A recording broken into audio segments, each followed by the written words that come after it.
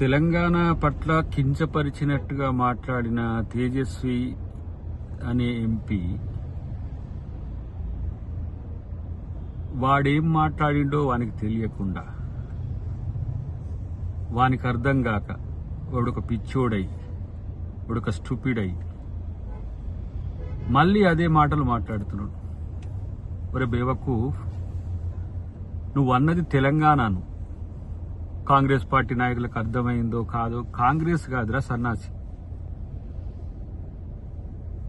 తెలంగాణ కొరకు పోరాడిన, తెలంగాణ కొరకు కొట్లాడిన పార్టీలన్నీ, ఇన్క్లూడింగ్ మీ కిషన్ రెడ్డి కూడా.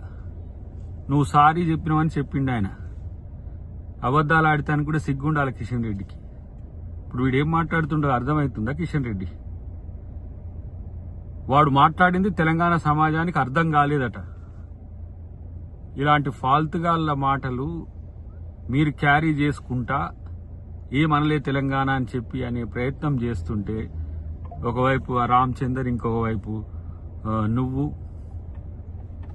తెలంగాణను పదే పదే అవమానించే ప్రయత్నం చేస్తూ బీజేపీ ఇంకా దొంగ నాటకాలు ఆడుతున్న పరిస్థితి. కాంగ్రెస్ పార్టీ తెలంగాణను విభజించింది ఇండియా పాకిస్తాన్ మాదిరిగా అయితే, మరి బీజేపీ ఎట్లా మద్దతు చెప్పినట్టు? సుష్మా స్వరాజ్ గారు ఎందుకు మద్దతు చెప్పినట్టు అపోజిషన్ లీడర్గా? రాజ్నాథ్ సింగ్ గారు ఆ రోజు బీజేపీ ప్రెసిడెంట్గా ఉన్నాడు, ఆయన ఎందుకు సపోర్ట్ చేసినట్టు?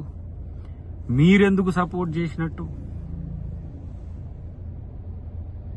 అంటే తెలివి తక్కువ వాళ్ళని ఎంపీలుగా ఎంచుకొని, మీ పార్టీని మీరే భ్రష్టు పట్టించుకొని, పోనీ మీ సావేదో మీరు దద్దురు పక్కన పెట్టు, తెలంగాణ మీద పడి ఏడవడం ఎందుకు?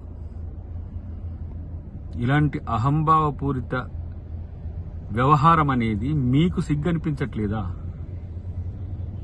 ఇప్పటికైనా వానికి ఏమన్నా చూపియండి. ఇప్పటికైనా వాడు పిచ్చోడాడు, వానికేం తెలియదు, వానికేం అర్థం కాదు, వానికేం రాజకీయ అవగాహన ఉన్నవాడు కాదు. ఎవరి మీదకో ఒకరి మీదకి యాంటీగా పంపించిండు తప్పితే వాడు ఎంపీగా కూడా అనర్హుడు.